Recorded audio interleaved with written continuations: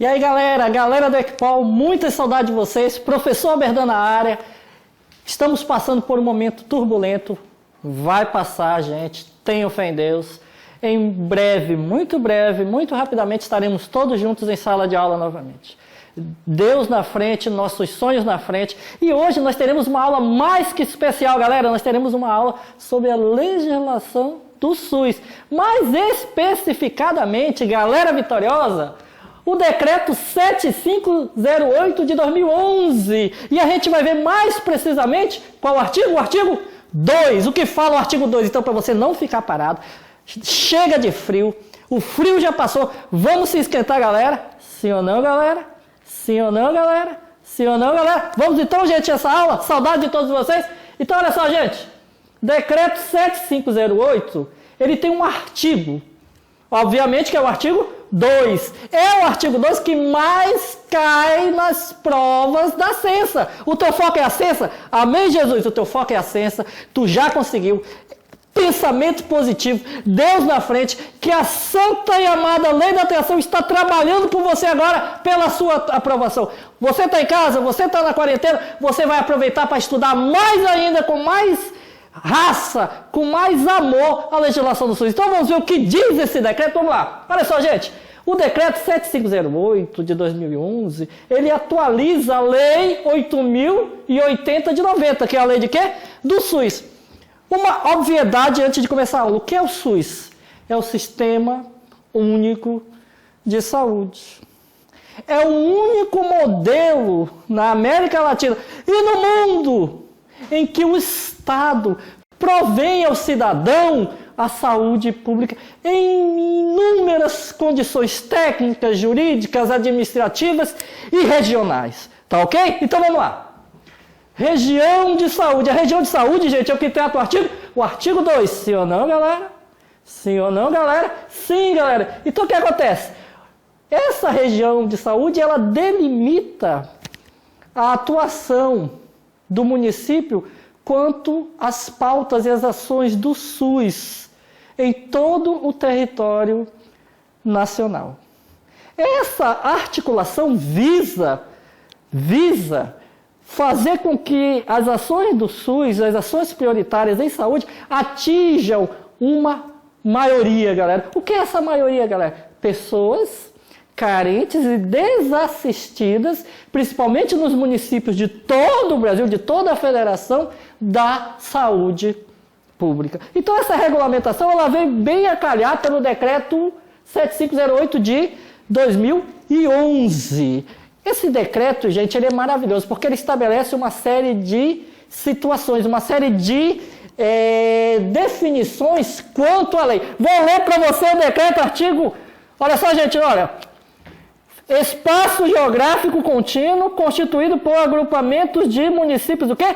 Limítrofes, ou seja, para que haja, veja bem, gente, uma região de saúde é necessário haver, presta atenção, isso cai na tua prova, um espaço o quê, galera? O espaço geográfico. Olha só, agrupamentos de municípios, né, limítrofes. Então, os municípios, para fazer parte de uma região de saúde, presta atenção, isso cai na prova, os municípios, para fazer parte de uma região de saúde, necessitam de quê, gente?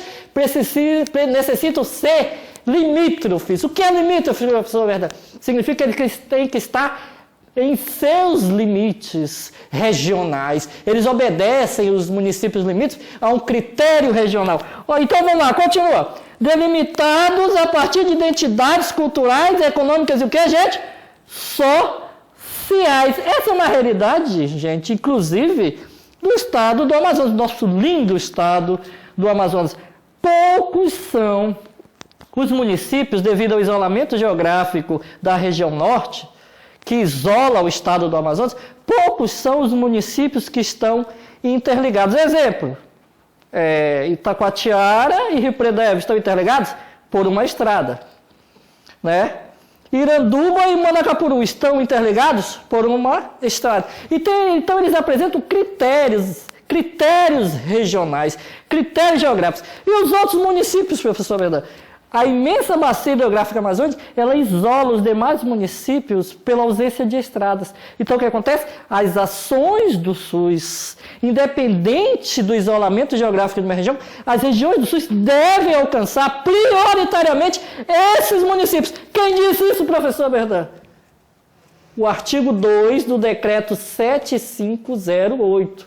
O que estabelece o decreto 7508? Uma região de quê?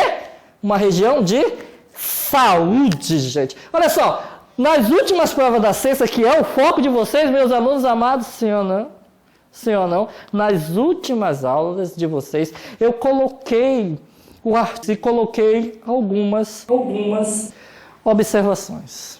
Veja bem, o SUS é gerido por quem? Quem lembra? Quem lembra da minha aula? Quem gere o SUS a nível nacional? O Ministério da Saúde. Então, o Ministério da Saúde poderá estabelecer critérios por portaria que adequem o artigo 2 do decreto 7508 à realidade de quê? Dos municípios. Então, por exemplo, vamos voltar à Constituição Federal, a maior de todas as leis, a Constituição Cidadã. O que a Constituição diz? A saúde é dever do Estado. Então, cabe ao Estado gerir a saúde. Veja bem, para os estados e para os municípios. Uma pergunta que sempre é feita, professor Berdan, os recursos do SUS para os municípios e para os estados são enviados por quem? Veja bem, eu já falei em sala de aula, eu vou falar aqui para você. Os recursos do SUS para estados e municípios vêm da União. Se vem da União, é verba pública, é verba federal. Essa verba é fiscalizada por quem? Pela Controladoria Geral da União e pelo Tribunal de Contas da União, que possui poderes de fiscalização, tanto em estados quanto em municípios. Uma outra questão que eu tenho que deixar claro para vocês é isso aqui, ó. Infraestrutura de transportes compartilhados. A finalidade de integrar, organizar o planejamento e as execuções de ações e serviços de quê? De saúde. O que é um serviço de saúde? Vamos dar um exemplo de um município. O município tem um serviço de saúde? Tem.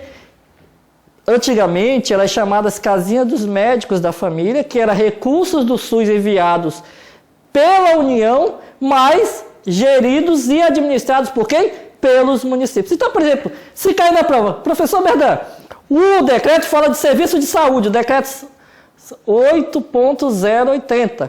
O que é um serviço de saúde? Um posto de saúde que tenha o atendimento básico para a população, especialmente, gente, para a população carente, né? A população carente. Veja bem, qual é a diferença? Veja bem, qual é a diferença dos recursos do Estado e dos recursos do município? O SUS, ele trabalha com a questão da descentralização, galera.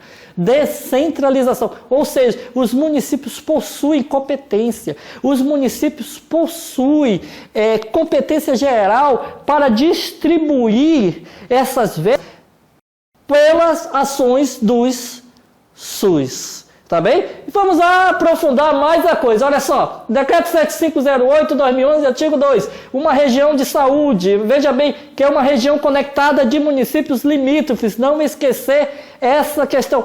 Uma outra situação interessante que você pode estudar pelo esse decreto do artigo 2, gente, ele cai muito em simulados online, ele cai muito em provas de concurso público. Nas duas últimas provas da Sensa, em Manaus, só deu o artigo 2. Você vai ficar repetindo o artigo 2 porque ele cai. Veja bem, penúltimo concurso caíram 5 questões e no último concurso caíram 3 questões apenas do artigo 2. O mais interessante que eu tenho para falar para vocês, galera, professor Berdan, neste dia maravilhoso aqui dessa aula online, é que o SUS, o Sistema Único de Saúde, ele tem ação descentralizada. Veja bem, estados e municípios poderão efetuar convênios, firmar convênios para tornar o atendimento via SUS o mais beneficente possível, o mais acessível possível. Ou seja, segundo o decreto 7508, nenhum cidadão, nenhuma criança, ninguém poderá ficar desassistido dos serviços de saúde do SUS. Veja bem, todos, contribuintes e não contribuintes, eles estão automaticamente conectados às ações do SUS nos estados e nos municípios. O mais interessante também que você pode ler, se você ler toda a íntegra do decreto, é você ler, como eu sempre falo de aula, o decreto na forma da lei seca. Mas veja bem, tem que ler a lei seca, professor Verdade? Tem que ler a seca. Ler a lei seca, perdão. Mas veja bem, no dia da prova, nos simulados pré-prova, as questões, gente, são interpretadas. Elas sofrem interpretação. Um exemplo interessante é, governo federal e União. Soa clichê isso aqui. Mas, gente, é mais do mesmo. É a mesma coisa, galera. Governo federal e União é a mesma coisa. Então, quem é o órgão centralizador? Quem é o órgão gerenciador, se a prova fosse hoje, do SUS? Não esquecer, Ministério da Saúde. O Ministério da Saúde é competência de quem? Da União, do presidente da República. É ele que escolhe o ministro. Vocês estão entendendo aí? Gente, o mais interessante do decreto é que ele estabelece determinadas ações que a lei do SUS não determinava. Por isso o decreto.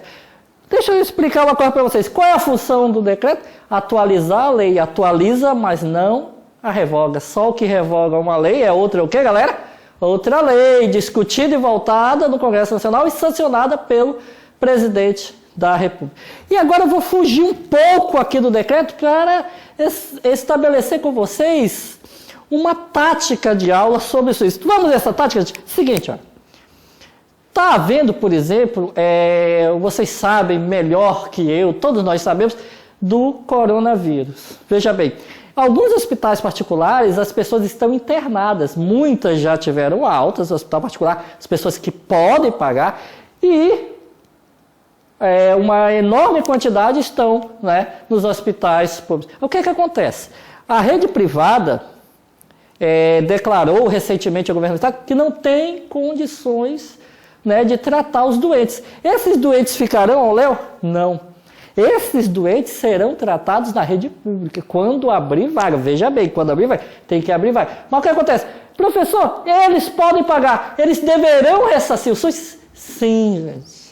Quem pode pagar deverá ressarcir o SUS dentro desse contexto do financiamento à saúde. A saúde é gratuita para aqueles que não podem pagar. Porém, não se pode negar atendimento àqueles que podem pagar.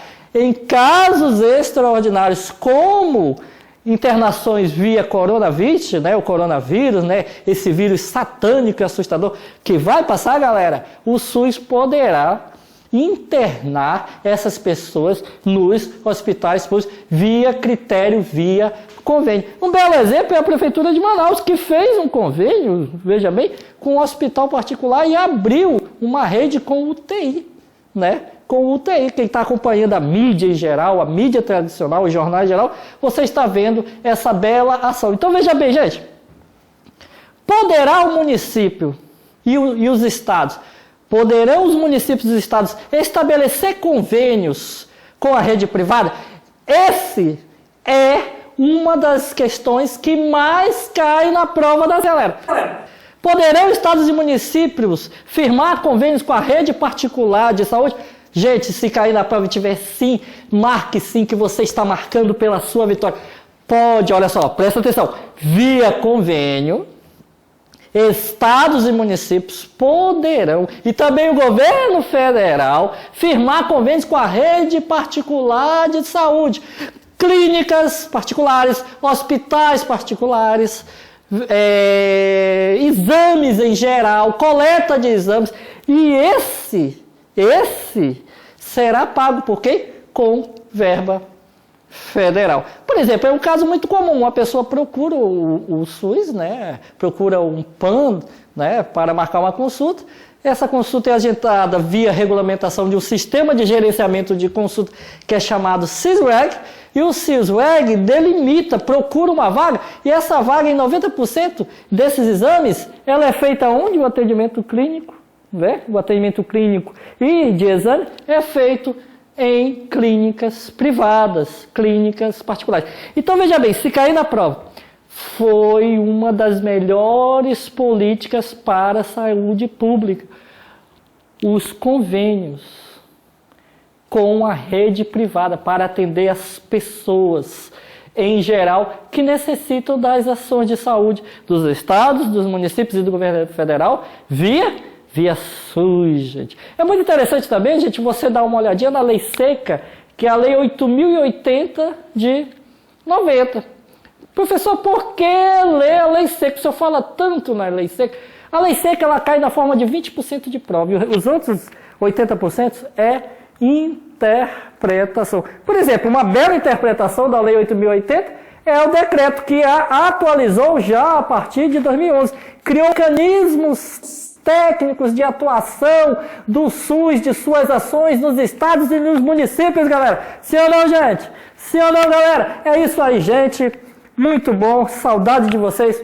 Meus alunos queridos do Equipal, em breve estaremos aqui, nas turmas de sábado, domingo, as turmas de final de semana, as turmas semanais, os aulões de resolução de exercício. Gente, foco no exercício. Uma das táticas que eu mais ensino para os meus alunos, foque nos exercícios. Você pode aprender a matéria mais rapidamente pelo exercício. Mas, professor, o senhor fala da lei seca. Leia a lei seca e em seguida faça o exercício. Olha só, para outra tática que eu quero ensinar para você hoje, meu querido. Para cada 30 minutos de leitura da lei seca, 30 minutos de exercício. Veja bem, se você errou o exercício, não tem problema. Você vai corrigir o exercício. Preste atenção onde foi seu erro. Cuidado com aquela coisa que eu insisto muito, que é a pegadinha, minha galera. Você está estudando, por exemplo, um decreto aqui e o artigo 2, olha só. Foco no artigo 2. Vou repetir o artigo 2 para você, olha só. Ele estabelece o quê? Uma região de quê?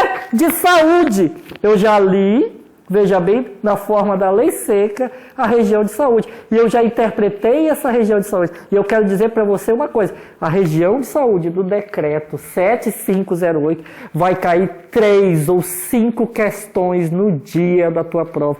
Mas o dia da tua prova, galera, será o teu dia da vitória. Será o dia de vitória de vocês. Eu estarei lá no dia da tua posse, dando um abraço em cada um de vocês, porque eu amo vocês. Vocês são demais, galera. Então, gente, é isso aí. Queria agradecer a vocês por tudo. Um grande abraço. Tchau, galera.